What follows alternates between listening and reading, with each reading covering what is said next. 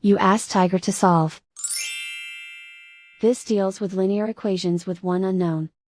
The final result is x equals 7/4.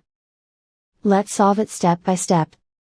Group all x terms on the left side of the equation. Subtract 2x from both sides. Group like terms. Simplify the arithmetic. Group like terms.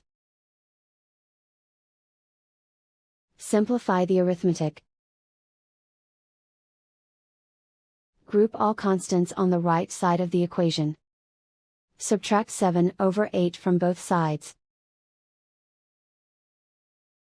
Combine the fractions. Combine the numerators. Reduce the zero numerator. Simplify the arithmetic. Combine the fractions. Combine the numerators. Find the greatest common factor of the numerator and denominator. Factor out and cancel the greatest common factor. Convert the x into a positive number. Multiply both sides by -1.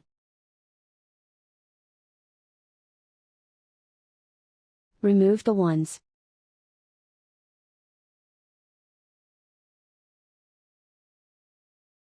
And so the final result is x equals 7/4.